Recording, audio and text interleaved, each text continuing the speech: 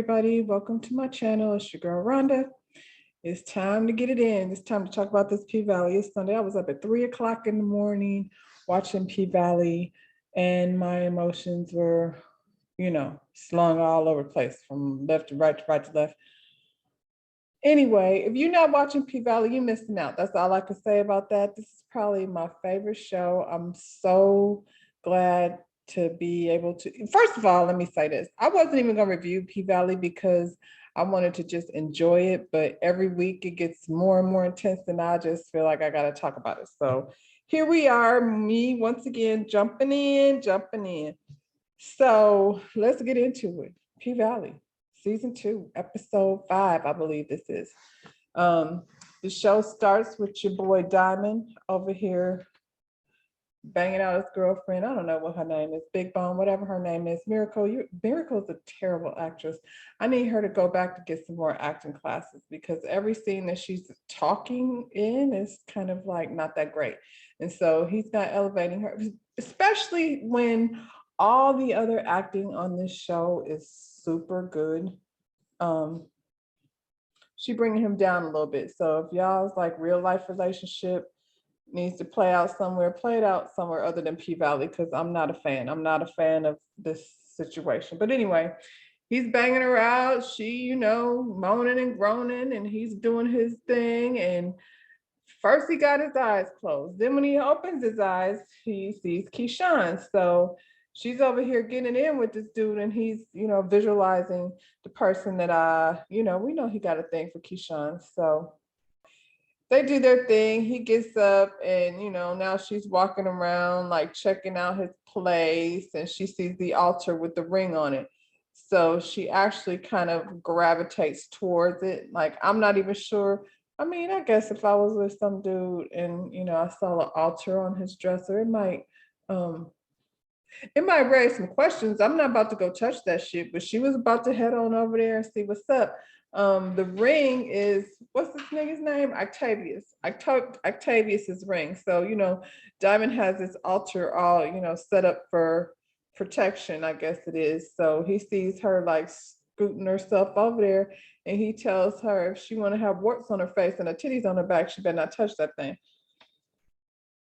She's like, oh no, doesn't nobody want that. So somehow she brings up him not doing security. He said something about doing security, and she asked him why he wasn't doing security at the Pink anymore. And she said, did you were you out here trying to save somebody somehow that don't want to be saved? He like, who told you that? Now, up until now, we have all thought Whisper was, kind of dark and demonic. It's something up with her. But now, like, since she's over here snooping, because we know Octavia said if he don't show up, if he go missing, then he gonna have some people come looking for him. So now I'm questioning, like, is this chick the person? Like, is she team Octavius? Because it's hard to tell. They got so many twists and turns going on. But Diamond, keep an eye on your girl, because she was coming on very strong. Like, she went straight, for the gusto when it came to him. I mean, he fine and everything, but anyway. So now we're moving over to a parking lot party. Y'all, HVH, I think that's the name of their organization. They out partying, they having a good time, they celebrating, they out dancing and standing on cars, and all of a sudden Murder pulls up in this, I think it was a Charger. He pulls up in this Charger with a big red bow on the top, and is wrapped in camouflage with the HVH colors, the green and red and black. So he pops out, and he got on a white tracksuit, and it's got the green and red down the side, like he matching the car. So he pulls up, and the car is actually a gift to Big Teak. They want to like show love to Big Teak because they want to take care of him on the outside the same way he took care of him on the inside. Big Teak gets emotional because, like, who gives you a car? That, and he's in love with Murder. So, his man's just bought him a brand new car for he could floss in. It was kind of sweet, even though, like, You know, I really want murder with Uncle Clifford, but that's a whole new different situation. So we back at the pink. And what's this girl, Autumn? Autumn Haley, whichever you want to call her. Bitch, that's what I like to call her. She's in the shower, you know, getting prepared to go to this big event. And while she's in the shower, Big L turns water off. So she screams, she come out like, Big L, what's going on? Why is the water turned off? Because I paid the bill. And he said, you ain't paid me though. So, you know, and Uncle Clifford is standing there. Where you going in this fancy red dress? So she, you know, as usual, is up to her own things. On one hand, I get it because Autumn doesn't know these people like that. She's just a transient. She done came through and, but the thing is, like, they have done so much for her. First, Clifford gave her a place to work and hide out from this Octavius dude. Then Mercedes ends up shooting this dude. I'm pretty sure we know it was Mercedes since she got the 7 pounds of weight that it takes to pull a trigger in her shoulder. So they've really been looking out for Autumn, and she, you know, really could give a shit. She's looking out for herself. That's what she does. So anyway, Clifford is over Haley's ass. He's sitting there trying to figure out what he gonna do. He knows she up to something, and he's trying to figure out what is he gonna do to, you know, put a stop to her and all her backstabbing. Because nobody trusts her at this point, and she doesn't care. She's off to, you know, handle her business as she should. So Big Teak is at the barber shop. The barber is in there giving him some type of haircut, you know, that we've all seen on the internet where you set the hair on fire.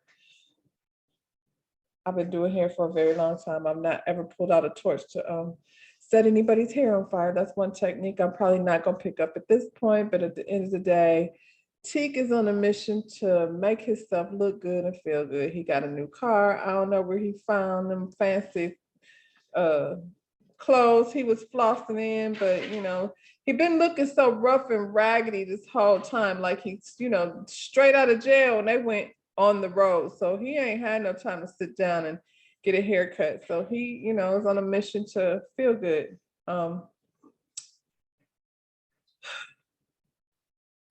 So Murder's sitting there and he's, you know, looking online and he's like, yeah, that's messed up.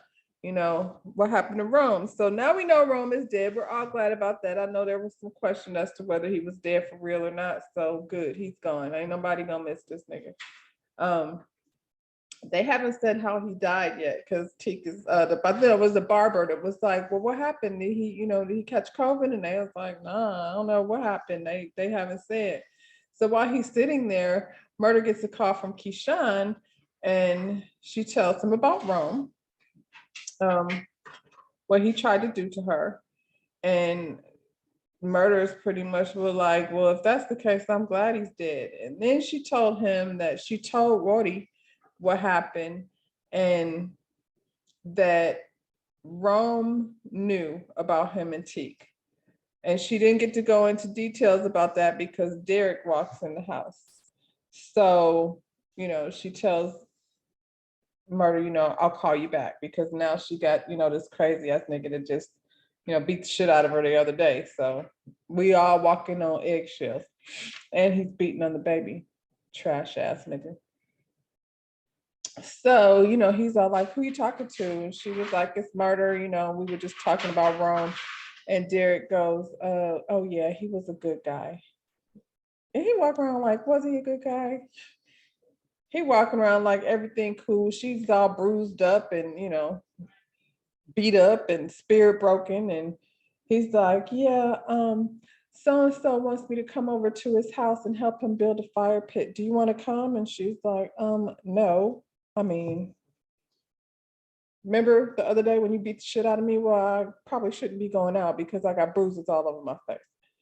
And so he kind of like just shrugged it off like, yeah, I guess. You know, we're not gonna sit there and acknowledge it. We're gonna act like, you know, it ain't even happened. Like he didn't even do it. He's psycho. Little mango margarita. It's my day off. Woo.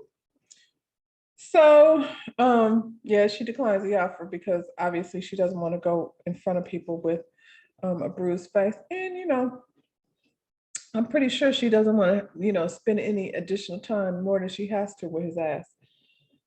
So T comes out the barbershop. He's so fresh and so clean.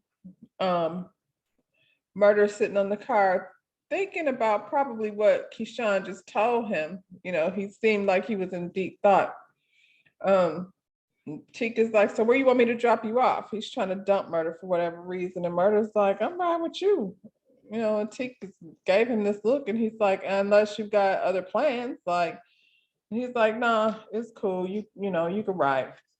And Teak is very thoughtful, it seems like, about everything that's going on. After he got done getting his hair cut, I'm sorry. My dog is trying to find a sweet spot. Hopefully that's it. After he got, done at the barber said, you looking casket ready. And, Teak had like, this very deep, thoughtful, moment where it's almost like he's savoring and pondering every moment. Every moment that he has during this day, he's kind of taking it all in. Mercedes shows up at the house where her daughter lives, where, I don't know this lady's name. I forget her name. I think her name is Shell. She opens the door, looked like she just got up. So Mercedes came in there with some food. Her daughter is not there. She's been trying to catch up with this kid. This kid is always out in the streets, and she's always out in the streets because her adopted mother is always trashed. Mercedes gets in the house and there's trash can full of wine bottles. And they're going back and forth talking, what have you. And Mercedes was like, how long did it take you to drink all this? And she's like, I'm fine, I'm good. And she said, yeah, well, you told Terica she was a mistake. And Shell is like, no, I didn't. I would never do something like that. She was like, yeah, you were drunk and that's what you told her. You told her she was a mistake. And then she offered her, like, while you're going through this, like you're going through something, obviously I can help out if you want to let her like stay with me. And Shell gets all bent out of shape, like, you're not going to take her away from me. And that's not what that was. Mercedes was not trying to take her away. She was just trying to offer, a space, because clearly you're overwhelmed because you're over here drunk all the damn time. So much so that the girl got picked up by the cops for driving your car. So, like I said, Mercedes is not trying to take her away, but Shell takes it all. She's not going over there. You're trying to take her away from me. And, over there in that ghetto shit that you stay at. And, Mercedes is like, I'm never going to be good enough for you. Like, no matter what I do to turn my life around, it's never going to be enough. So she left. Meanwhile, when she walks outside, the coach calls her. They want some more Mercedes experience. Mercedes, girl, they just about to try to wear you out. You need a raise. So, he's like, I want to, my wife's been talking about it all day. And Mercedes is like, yeah, but I really just want to spend time with you. And he says, come on, like, she's, don't worry. Just one more time. She just, she's really been excited about it. So Mercedes is like, like, what if I got myself into tangled between these two people? So Teak and Murder, they go to this little diner and there's nobody in there but them. The waitress walks over and she's like, oh, your eyes are so pretty, and light-skinned niggas is coming back in style, and ooh, and ooh. And Murder was like, well, you go get us some water and get yourself some too, you thirsty ass bitch. Like, he had, got all in his feelings and got all territorial about his man. He like, take it easy. So they reminisce. He's like, it's like, Teak is like, you ain't got to worry about nothing. I'm gonna pay for everything. And Murder's like a date. So, he's thoughtful about that. And they start reminiscing about the first date that they had, which was apparently in a supply closet. So somehow or another, Murder had this romantic dinner set up for Teak in a supply closet. He thought he was getting ready to go in that closet to get bent over. He didn't know he was, going to be on a date with, this hottie that we call Murder. When I make it about this bitch, that's my jam. So, he's like, after they reminisce about the moment and they set the tone for how romantic it was. And, Teak is taking it all in and all in his emotions. And He said, yeah, but then you moved on because we know that murder, his heart belongs to Uncle Clifford. So Tika's like, so tell me about this nigga. Tell me about him. And Murder is like, her. And Tika's like, her? And he's like, well, that's what Clifford identifies as, because he was probably like, what are you talking about? Like, what? But yeah, so Uncle Clifford identifies as her, and Tika's trying to wrap his head around the whole thing. So he wants to know, but at the same time, he doesn't want to know because obviously he's in love with Murder. And Murder's like lost in the thought in the moment, and he's describing Clifford, and his eyes are all distant, and he refers to her as like some kind of funnel cakes at the fair, and all of these, ways he described Clifford. You could tell it was taken to him to a happy place. So he was, very much feeling the love, the emotion that he feels for Clifford. And, Tika's looking at him and he's hurt. And at the same time, interested in knowing, what's what. And, you could see the hurt in his eyes, and Murder sees the hurt in his eyes. And, so he's like, yeah, but I fucked that up. And Tika's like, yeah, you tend to do that. You fuck shit up. Because here I am all heartbroken and stuff, and you ain't sent me no postcards, but whatever. He looked at Teak and he could tell that, obviously he was in his feelings. So he leaned over and he gently touched his hand, and Teak like took it in for a moment, and then he just slowly moved his hand away. Like, that feeling where you have feelings for somebody, but they have feelings for somebody else, and you're trying to like not be in your feelings so you won't be hurt behind the shit. Well, that's where Tika's like, man, don't be touching me and shit when you're in love with another nigga. He looks at Murder, he like tweaks him on the nose, and he's like, you're forgiven. Because again, like, he's being thoughtful about every moment. He just taking it all in, and I guess being mad or being hurt over Clifford is not, the space that he wants to be in. He just wants to feel the good vibes. So we get back to the house where Keyshawn is. She running around this house. She pulling things out the air conditioning vent. She got a gun. She got a little bag stash. She about to take her kids and bounce. So she running around this house. I'm a nervous wreck because I'm thinking Derek is gonna come back in there before she get up. She running around the house. She got one baby on her hip and the other baby, and on her hand. And she grabbed all her stuff, went out, got in the car, put the kids in the car, and tries to turn the car on, only to find out that Derek's asked and disabled the car. I don't know where he took out the battery or something, so she can't go nowhere. And I'm assuming he halfway knew that because he did what he did, she was gonna be trying to escape that ass. But that plan didn't fall through because so she just packed the kids back up and went back in the house defeated, because now how the hell am I gonna get away from him?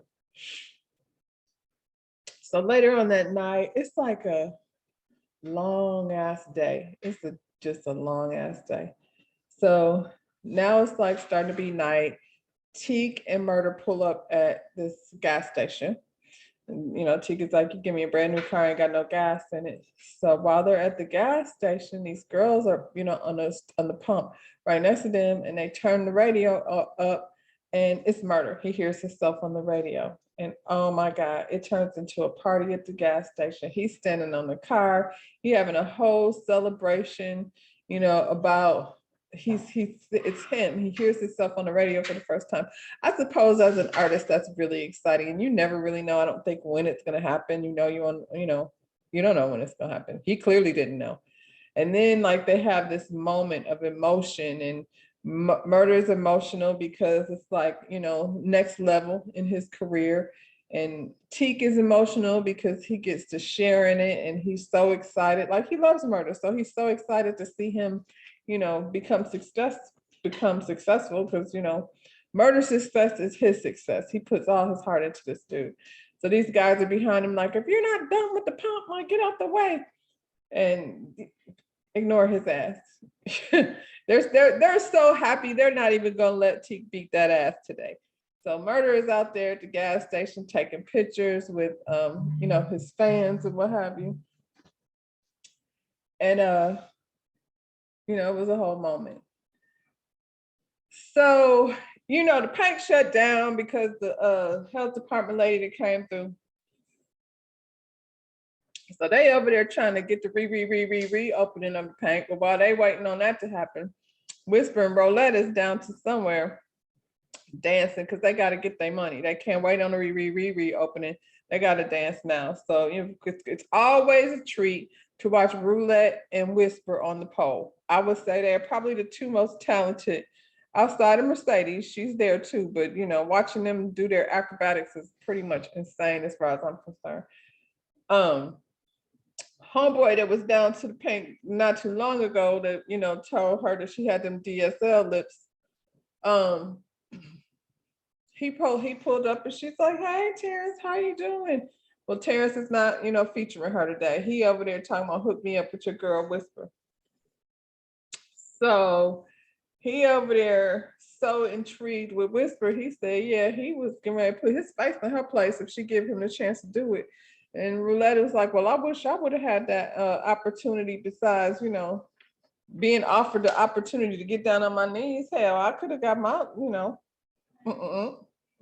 that wasn't an option. He's totally and completely, mesmerized by Whisper. And I don't know what Whisper is. She looked white to me, but she could be swirly. I don't know. But it's another example of, how niggas and their preferences and, making Roulette feel some type of way because, she's not light, bright, and almost white, or whatever Whisper is, because she looked white to me, like I said. Now we over at the condo. Mercedes is over here with these horny folks. The wife and her are sitting on the sofa. She said the coach's wife is so excited to see Mercedes, she can't keep her hands off her. Mercedes is like, girl, I'm gonna need you to act like we ain't been together. So step back a few steps and calm the fuck down. In the meantime, the coach is in the kitchen making himself a Viagra milkshake because, I guess you got two ladies to keep up with. It seems like something you might want to go ahead and do before you, get it in. We flash back over to Haley. Haley shows up at the masquerade ball. So the masquerade ball, it's flying here. The masquerade ball is, a political party, basically an opportunity for Andre to try to smooth and get endorsements from these folks down to Chuckalisa and his sidekick Corbin's ass. So Haley walks in there. She got a red wig that matches her red dress. She looked like Jessica Rabbit walking up in the joint, walking all slow and slinky. Andre's in there making a speech, and when he got done with his speech, it was lackluster. Nobody really hardly clapped or nothing. They are really acting uninterested, to be honest. So Haley just, when she walks in, you see nothing but her. We're standing there sideways, halfway, with that red dress and that red hair, and she says, what makes you think prosperity for all is a possibility? Because I guess he mentioned something about prosperity in his first speech that they didn't give a shit about. He he goes into his rags to riches story, how he was a child of a crackhead, and uncle whatever his name is, last mayor took him in, and so he knows that he wasn't even supposed to be here. He gave his whole rags to riches story, and of course, then they got a big applause because, but the good old boys want to talk. Corbin is over here trying to smooth with, with the good old boys. And he telling Andre like, yeah, you messed up the last time we was trying to get that property over there. You done messed it up. Now you want to be the mayor. Corbin is like, well, let's just go talk in the cigar room because that's what men do. They go in the cigar room to talk. Light-skinned Corbin is all handsy with Haley. He mad because she showed up. So he gonna snatch her by the arm and drag her off and go back to the strip club. And I can't stand him. We're kind of all over the place. Everybody's, spot at this point. So Roulette is watching Whisper dance on Homeboy, and she's in her feelings. She's probably in her feelings just because of that, First, she felt special, like he chose her for something, and then he unchose her and switched over to you know what it is. So, she just kind of standing off in the background watching. In the meantime, we back at the condo. Mercedes is getting banged by both of these people. Whew, so exhausting. Coach is coach is doing his best stroke. He trying to get it in. Then he realized these two bitches are like enjoying each other and they ain't even thinking about me. So he stepped back a little bit and he sees like how they're enjoying each other and his old wife then got Mercedes all the way to her ooh wee moment, and boy is he pissed off. His poor little ego is just crashed and smashed to the ground. So he's like, you cheating on me? I've been with you for 19 years and you all up in the pussy like this is your first time. I know you like this ain't your first time. I know two bitches that's been together before. And she was like, well, you've been getting pussy all this time and I like pussy too. It was just real weird. They arguing over who wants to get pussy and she been wanting some. I like pussy. I like it probably more than you do. His poor little ego just getting smashed to the ground. And she's like, what about my hopes and dreams? And Mercedes is like, yeah, what about her dreams? You shut up, you love backwoods hoe. Get your clothes on and get out of here because you betrayed me. So, Mercedes is like, get your hands off me on for God. Like he just snatched her by the arm and he's throwing her out because he's mad that she didn't try to turn his wife out. That's what he said. But his wife said she been liking pussy for 19 years. So Mercedes did not turn her out. So, they go straight to the backwoods. And as much as his wife likes to act like, she liked Mercedes so much, she sure handed her them stripper heels, like, sorry, girl, you gotta go. And he was over there like grabbing the money, getting the money all stacked up, and Mercedes bounced without her stack. I'm not sure why she did that. She should have took her money. Yeah, I'm confused. I don't know why she would leave without her money. Like, girl, you better take your Mississippi pride back in the house to get your money because you deserve it, girl. So we don't know what's she done broke the contract. I don't know. Like she didn't even get, well, good thing she, snuck up on old girl because she ain't get nowhere close to the 40 G she was supposed to be getting for this whole deal. So Roulette, like I said, Roulette was out at the club, like, having a moment, and white boy that be helping Big L, the supplier, he rolls up on Roulette. He tells her how beautiful she is, and she was like, I'm feeling you, but I'm a hoe. And he's like, well, I'm a hoe too. So, the hoes like connected with one another and they had this long, passionate kiss, and all's well in the land of P Valley. So poor Keyshawn, child. Keyshawn is sitting at the house in the dark. She's been dark all day, but I get it, honey. I mean, I don't, but where else is you gonna be but dark when you're in that situation?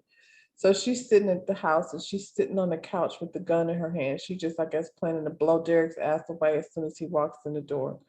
But when he pulls up and walks in, she chickens out and sticks the gun under the pillow on the sofa. And he comes over there talking about he had a good time. But they're having this weird small talk, trying to act like, he didn't just try to kill her a couple days before. And he was like, so you just been here all day? She's like, yeah, just watching Peppa Pig with the kids. And he was like, yeah, they missed you, but they didn't miss you as much as as much as I did. So now he wants to act like, he just missed her so much. I want her out of this situation. I don't know how she's gonna get out of it. I mean, maybe shooting him when he walks in the door is a bad idea, but I don't want to be just stuck in this place where Keyshawn gets beat up every week. That's too much. So, call Wody, do what you got to do, but we want Derek gone. Out of all the people, well, let me stop. Murder's on the phone with Wody. He's still riding around with Teak. Teak pulls up in front of this house and he's like, I'll be right back. So Murder's on the phone with Wody, and Wody is telling him like, You know, he done set shit up and it's time for them, like tomorrow they back on the road. He was like, but T can't come because he don't know how to act. And he be done got us in trouble, you know, because he's, you know, he's little, got a short trigger. He's kind of scary. And Murder's like, no, you know, he's not gonna leave his boy behind. That's not a thing. So sorry. That's not a thing. So he's not trying to hear that. He's not going, he I guess has it in his head that he's gonna convince Woody that Teak should come. And he was, Teak says some may mention of Rome some kind of way, and you know, and Murder's like, yeah, that's messed up. And he says something like, because he OD'd. I can't remember how that came up, but he did mention that Rome OD'd, and Murder's like, well, that's funny that you know how he died. And right when he said that, the phone went dead, so he couldn't get any more information about that. But I think he pretty much knows what's up because Wody pretty much said what's up. And so Teak is walking through this house like hauntingly. As he's walking through the house, he's hearing voices in his head. You can hear like children and it's crackheads everywhere. You know, they just laying all over the floor. It's pretty much, you know, it's a crack house for sure. And so, but he's, you know, in this space where he's in a flashback for the most part. He just walks through the house, he gets to the back of the house, he opens this closet door, and when he opens the door, he sees himself as a little boy covered in blood. There's blood all over him. And while he's caught up in that moment, Murder pulls up, you know, like, man, how you in the crack house without your, you know, piece? So he done brought the gun because it was in the glove compartment. When he went in the glove compartment to get the charger for the phone, he saw the gun. And so they're walking out the house. The murderer is like, I could have got you some weed if that's what you wanted, because I stay on some. And Teak says, that's not why I was here. I wasn't here for no weed. And Murder was like, well, then what the hell are we here for? And Teak is like, this used to be my house. And Murder is like, used to be. Like, you have to let the past stay in the past. We looking forward to the future. We going on this tour tomorrow. We gonna, you know, start getting this money. So wherever your head was, we finna move along. I feel like Murder could tell something is up with Teak, but he's not sure what it is because Teak is stuck in this very calm state that's strange for him. He's very thoughtful, like I said, about everything that's happening, taking it all in. And I think those are the things that you see in hindsight, you know, after the fact. Like he'll probably replay everything and then blame himself for not noticing the signs, because I think that's what people do when this, you know, stuff like that happens. But so we back at this masquerade ball, and some old white lady comes in the house and comes to the house, and when she gets there, Haley is standing there waiting for her. So whoever she is, she's very politically connected, and I'm sure has a lot of money. Yeah, Haley was waiting on that ass. Haley is very smart. She knows what she's doing, you know. And she's also a preference, so she's gonna get away with a lot of stuff that other folks probably wouldn't be able to get away with. So the lady gets there, she runs into the good old boys because you know they in the cigar room, and Haley takes her straight back there. This lady really doesn't care. It's influential as she is. She don't care about who's gonna be the mayor. She as much as said that. She's trying to get this damn casino up and running. And whoever's gonna make that happen, then that's who she's gonna back. While they're sitting in the cigar room, at this point, she thinks Haley is just a cigar girl, and she just ordered Haley to bring her a drink, and how, you know, bring me a vodka or bourbon with no soda. She just wants some straight liquor. So Haley goes into the story of how old boy was over here trying to buy up the land for $40,000, knowing full well it's worth 10 million, and that she's the only owner of that property, and ain't no casino going nowhere until she gets a fair number for that property. And the old girl is like, oh, okay, so you're not the cigar girl. Bet. So I'm gonna talk to you later, and I'm gonna make sure that we negotiate a good enough deal for you. And I don't really give a shit who's gonna be the mayor of Chucalissa as long as I get my casino up and running. That's, she's made that very clear. And old boy over here that thought he was in charge, I don't know. Aunt Lucy came in and she's running the show now. So Clifford is back at the house doing Granny's nails, and Granny's sitting up there sweating like a dog and coughing and talking about kill that bitch, Haley, like she listening to the news, talking about Clifford, that's how you need to kill that bitch. I love Granny. Unfortunately for Granny, she got a fever of 102. And that child that was over there sneezing on the folks, talking about she had allergies, actually has the big C. And now she done passed it on to Granny. And we know Granny is not strong enough to fight off the big C. Why couldn't it be Derek? Poor Uncle Clifford. I just don't. How many more episodes are there? I just don't know. Like, child, we've been waiting since before the pandemic for P-Valley to come back, and they are not disappointing. They have had me on one emotional roller coaster 1 week after the next.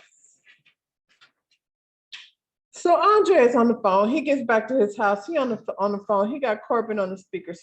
Corbin is just bitching about Haley and how she ain't shit and she almost messed everything up. And she can hear the whole conversation because she done broken Andre's house. So while he on the phone with Corbin, she's sitting there listening to the whole thing. And so he like, let me call you back. So now he's fake mad. This is my career and you're trying to mess everything up. And she's like, I'm very supportive of your career. And he was like, you don't understand how important this is and blah, blah, blah. And he was like, plus, I let you win. And she was like, what? He was like, I let you win. When the auction happened, I had the power, but I let you win. And she was like, yes, sir, you have the power. What do you want me to do? And he was like, say what? She said, what do you want me to do? He said, take off your dress.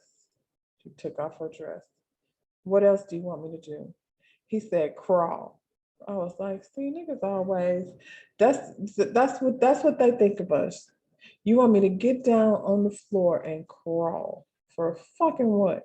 He don't even know, because she got down on the floor and she crawled over to him and she said, so now what do you want? And he's standing there looking a damn fool. He don't know. So she had to take over the lead. And you know how the girl crawl all the way over across the room to you. Then when she get there, you just don't even know what to do after that. Dumbass. Well, he got his final opportunity. Finally, he gets to hit it. Finally, Andre gets some Haley ass. So we know now that she's not only gonna be the owner of the damn Pink, but she's also gonna probably be the first lady of Chucalissa. And while he think he down there making decisions, she probably gonna be down there making decisions on his behalf. Because like I said, she's not stupid, she's very smart, and he is 100% pussy whipped from, yeah, it's a done deal. He didn't, yeah, she got him wrapped. So Teak and Murder, it's a moonlit night. They're all parked somewhere by the lake and they're laying on the top of the car and they're really rapping the lyrics to Outkast and just having a moment of bonding based on all the stuff that they've been through. The moon was really bright. Ever see those nights where the moon is so bright that you can see really good outside? And so then Teak starts singing this song, and it turns out that it was a song that Murder wrote to him on toilet paper when he was in the hole. And so Teak this whole time he's been holding on to, everything that had happened between him and Murder has impacted him hugely in his life. Murder feels responsible, when he told him like about the song that he was writing, that the lyrics that he got from Murder like now feels responsible for Teak being in the hole. And he was like, it's my fault. And you've never been the same. Like since you went in there, you've not ever been the same again. And Teague says, that's not the first time I was in the hole. He said, when he was a little boy, and at some point his mother lost it, and he watched her stab his sister, and then he ran and hid in that closet. Now that's the little boy that we saw, the bloody little boy. And he said he hid in that closet. Now I'm assuming the blood came from his sister because it wasn't from him. And then the mother proceeded to stab his 5-year-old brother and his 8-month-old sister. And he was in that closet listening to the screaming until he said there was silence. And I was like, wow, how traumatizing that must be for anyone. But golly, a 7-year-old kid to witness his mother murdering his siblings. Um, so he said that the teardrop tattoos that he had under his eye were not there to represent how many people he killed, because he's like, I've taken out more niggas than this. He said the teardrops represent his brother and his 2 sisters. And Murder is trying to like uplift him because he knows this dude. He knows that he is in such a dark place, and I think he kind of sees what's happening, but not really. And so, he's just trying to lift him up. And he's like, yeah, well, we moving on. We leaving the past in the past. Tomorrow we going on this tour and we get ready to get this money. And Teague looks at him. He was like, you can have tomorrow, but I'm gonna have tonight. And he's like, so where you want me to drop you off? I'm gonna drop you off at the spot. And Murder is like, no, I'm not going anywhere. I'm not leaving you because you just gonna have this stuff in your head and work yourself all up. And I'm not gonna leave you here in that type of space. So he's like, man, where do you want to go? Like, or if you ain't gonna let me drop you off, then get the fuck out the car. And Murder is like, no, I'm not going nowhere. I'm not leaving you here. And they go back and forth, and then Teague pulls out a gun and like puts it up to his forehead. And Murder is like standing there like, don't do that. And in that moment he knows like there's not anything he can really do um to stop it. He's like, we got life to live, we got babies to have, we got dreams to fulfill. And Teague is like, now he's like trembling and he's crying. He's like, I'm tired. And Murder is like, you can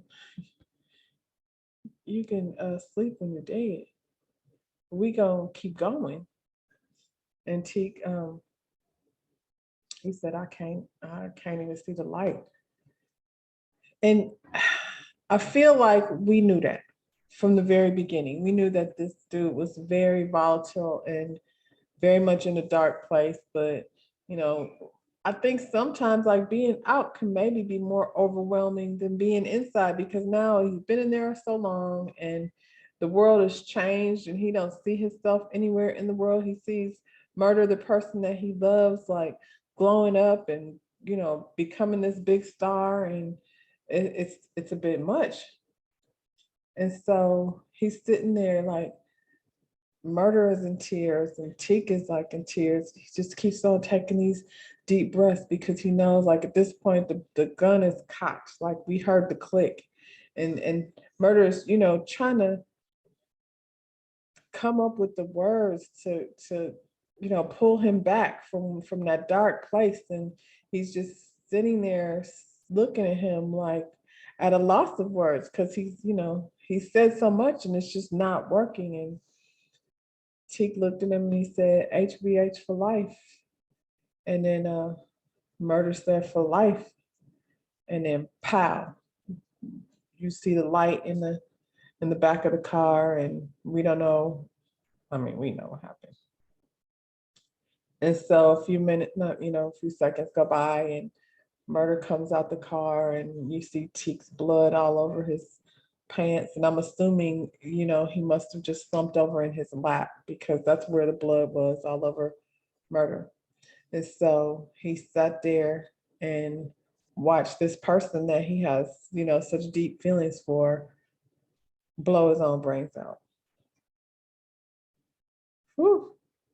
I wasn't ready for that at 3 o'clock in the morning. I'm telling you, it was just whoa. And see, this is what I'm talking about. When this scene was just so, like I said, the moon was bright. You could hear the water rustling in the background. They're having this moment of bonding. It was almost like a brotherhood, and then it was just gone. And the acting is just so good that we don't need you, Miracle, over there with Diamond doing whatever it is y'all doing.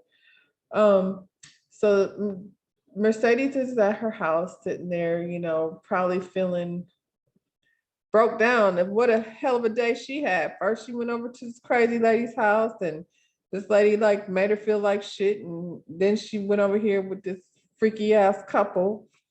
And now she's not getting the money that poor Mercedes, like now she's not getting the money that she was supposed to be getting.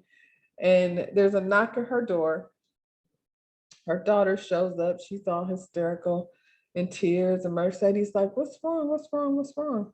And Terica pulls out a pregnancy test, and it's positive. And she just collapses in Mercedes' arms. I mean, you know, it takes a village. What you gonna do at this point? So she's pregnant, 15 and pregnant, just like her mama. So we over to Uncle Clifford's house. There's a knock at the door, and Granny comes sweating and coughing down the stairs. Child, Granny, poor Granny. I don't know why she not in, just laying in the bed. We know what it is. Granny got that wig, you know, sitting up on top of her head. And she opened the door and she said, "Daddy, is that you?" And I'm like, "Oh Lord, you know what that means." I took care of my mother for a long time. But in her last days, she used to call out people's names. Like she went before my mother died, like I just threw that in there. Before my mother passed away, I was taking care of her at home and she had dementia. And before she went on, she would be in her room calling out the names of people who had already passed away. So it made me feel away when she said that because I'm like, oh, you know what that means. She's starting to see people on the other side. And so it actually was, you know, not an illusion. It was murder. He's standing outside on the porch. You know, he was kind of hiding behind the banister. And Clifford came downstairs and he sees Murder standing there, um, covered in Teek's blood. And Clifford hasn't seen Murder like since before he went on, you know, they haven't been talking. And so Murder looks at Clifford with tears in his eyes and he says, "I'm not okay." And he collapses in Clifford's arms. And child, that's the way they left us. I don't know. Where do we go from here? Where do we go from here? So Rome dead. Nobody has a problem with that. Granny got the big C, and we know what's going. You know, I hope Granny recovers from this. So she's seeing her daddy. I really don't want to see Granny gone yet because Uncle Clifford needs her. Chick is gone, and Chick was only there for 3 episodes, but boy, did he make an impact on this story that we got here. So, I guess we're gonna see what happens with Big Bone and Diamond because we do know that she's now seen the ring. She's probably gonna come steal it. Hopefully, she takes an acting class or two because she's fucking up the whole thing. But you know, that's it. That's all. So until next time, y'all, don't forget to like this video, subscribe to my channel, and I'll see you on the next one. Bye.